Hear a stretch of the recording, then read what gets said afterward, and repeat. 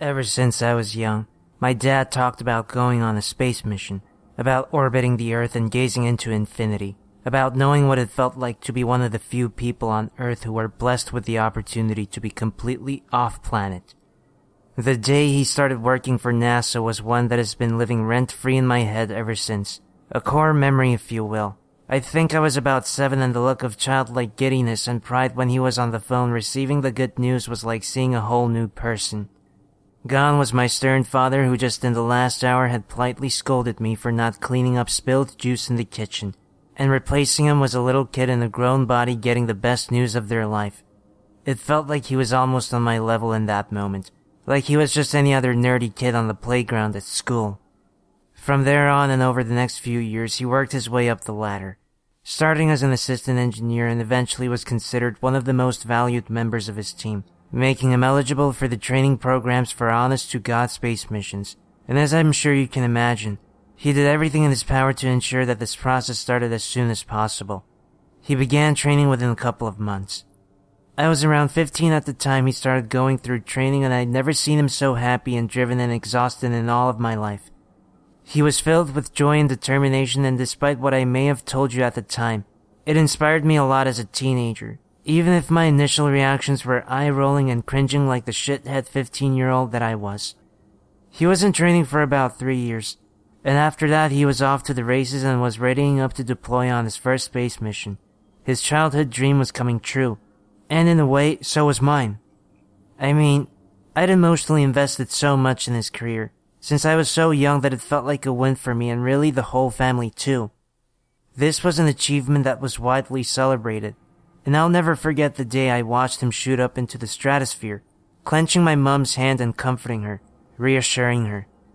I turned 18 just a couple days prior, and was definitely a little hungover, which kind of sucks in retrospect, but I still remember that experience as clear as day even with the groggy remnants of my indulgent birthday party. The details of the mission were totally classified, as I'm sure you'd expect. However, this did seem especially secretive. Maybe it is commonplace for all employees to be under strict NDAs that forbid them sharing basically any information outside of going on a space mission. And I could tell this was killing my dad because he just wants to talk about it, all of it, but he couldn't. So he had no idea what he was doing up there, or how long he would be up there for. The space mission lasted approximately 4 years, which was greatly longer than I think any of us expected. In that time, I'd gone to college and dropped out of college and had a mini crisis of identity and purpose. I started a relationship and that relationship ended, and he even missed the family dog's passing. It was difficult. As I said, we didn't really expect him to be gone so long. However, I'd never expected the last time I hugged my dad goodbye before he boarded, that it was the last time I truly recognized him as my father. Maybe my expectations were too high, but when Dad finally came back, I was expecting this hyperactive, info-dumping menace to tear through the house with stories of the mission and tales of grandiose shifts in his perspective of life and the universe at large, but instead he was withdrawn. Very withdrawn. For the first week, it felt pretty normal. I mean, the guy had to reacclimate to life on Earth after living in zero gravity for so long. And I'd read up about this, and apparently the transition process can be a bit rough for some, especially first-timers, and especially for long missions, more than 1 to 2 years. But after a month, it was becoming concerning. He barely ate the way he used to. He barely spoke to me or my mom. He spent a lot of time in his study, just typing, on an old-school typewriter. He never let us get anywhere near his study, let alone the documents that he was producing. And when asked about it, he got tense, aggressive, and really defensive, but not in the way that made you think he was protecting his own privacy. It was more like a fear response, like he was trying to protect us from what he was writing, and the idea of us having any inkling to what it was seemed to really terrify him in a way that made it hard to even recognize the kind of person he was now. This nervous wreck of a man had replaced my dad. I mean, Dad's whole personality changed. He wasn't outgoing or bubbly or excitable or even passionate, but nervous, secluded, antisocial. He barely even spoke to my mom, and I could tell it was starting to wear her thin. She'd even confided in me about it after a couple of glasses of red one night, asking me if he'd spoken to me much or at all. Sadly, she was more in the dark about it all than I'd realized. What the hell happened up there? What was he typing? Did he see something? What was the mission? These are all questions that burned in my mind, and it got to the point that, against my better judgment, I would begin to investigate this for myself, to try and snoop around the study and get an idea of what the hell was going on. At this point, it wasn't even about the excitement of getting a scoop of details regarding the mission, although that would be awesome, but about finding a way to help my dad be himself again. This was the worst thing I could have done. It was late one night around 1 a.m. Mom had gotten upset with him and they had a light argument, and he was on the couch downstairs, which gave me a unique opportunity to try and sneak into his study while he slept. I'm almost certain he kept it locked that night, but I'd been watching a lot of YouTube videos on how to pick locks and I felt somewhat confident in pulling it off. I remember the adrenaline coursing through my body as I tiptoed to the study, something that felt a little juvenile for a 22-year-old. Kind of like sneaking out of the house to go drink beers with your buddies or something. As I approached the door, I pulled out my makeshift lockpick, a repurposed hair clip, and started to very gently and as quietly as possible work the inner mechanisms of the lock. Every little scrape of metal felt like it was louder than a stadium concert, and the willpower to focus enough to steady my shaking hands was bordering on being more demanding than I was able to take. But, by a force of skill or just dumb luck, I actually got it unlocked. It surprised me.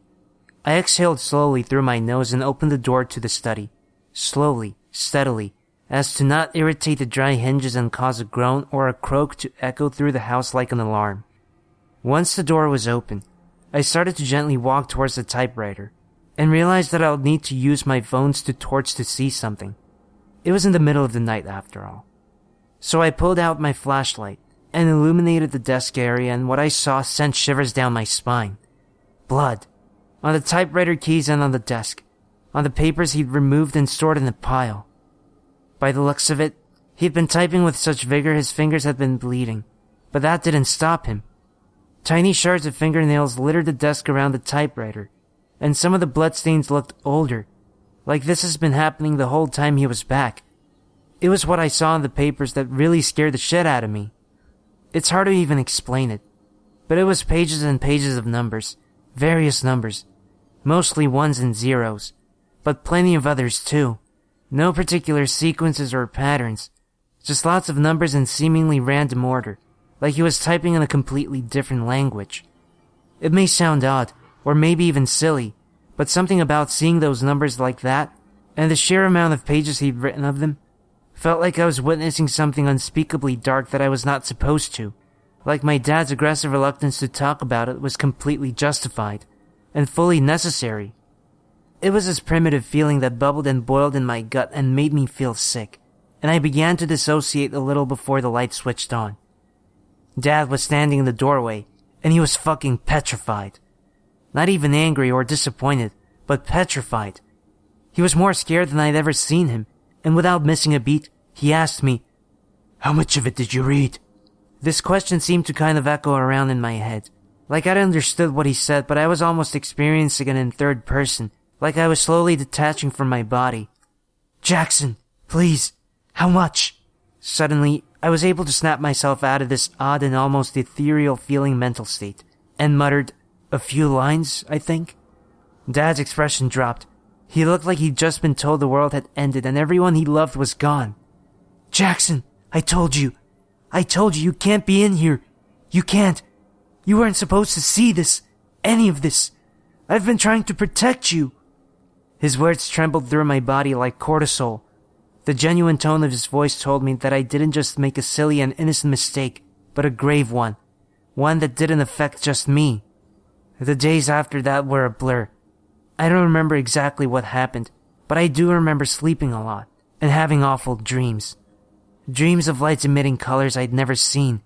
Dreams of empty spaces stretching and morphing into hexagonal patterns that seemed to be both around and inside me all at once.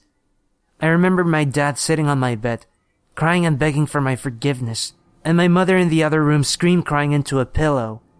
It's impossible to tell what parts of these days were dreams or memories.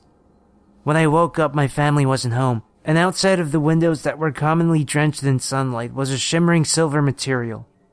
It took me a little time to realize that the house had been completely boarded off, like they were trying to contain a hazard. What the hell was going on? I took a couple more steps and agonizing pain shot through my legs and up my body into my skull. When I looked down, I was frozen in shock and disgust. My skin was wrinkly and yellow and weak, like I could draw blood by just lightly pinching it. It didn't even look like it was my body at all, like somehow over the last few days I swapped my bodies with an old and dying man. My toes were clenched together and folding over each other a little, and my toenails were bloody and underneath was yellow and black bruising. I tried to speak and call for someone, but the sound that came out of my mouth was a consistent, mind-numbing tone that sent me into a dizzying spell that had me passing out and tumbling down the stairs. I woke in a tent that was surrounded by scientists and doctors in full hazmat suits, and I haven't left since. In fact, as I type this, I've been told that I'll probably have to be here forever under watch as they study the changes in my body. Nobody will tell me exactly what's happened to me, and why I'm seemingly aging in different parts of my body, or why whenever I speak I emit that awful sound, to the extent that they have a muffle on me like I'm a rabid dog. Every day I feel myself growing weaker, like I'm deteriorating. My family hasn't been permitted to see me, and I have no idea where they are or if they're okay. I simply lie here and slowly die as they poke and prod me and analyze whatever the fuck I'm becoming. Writing this has been cathartic, and I'm grateful to them for allowing me to at least document my experience here, because based on the way my fingers have been slowly growing into themselves, I'm not sure how much longer I had this form of communication left in me. I've run out of paper towels, and the blood loss from typing is making me woozy. Dad, I'm sorry for snooping around. I should have listened.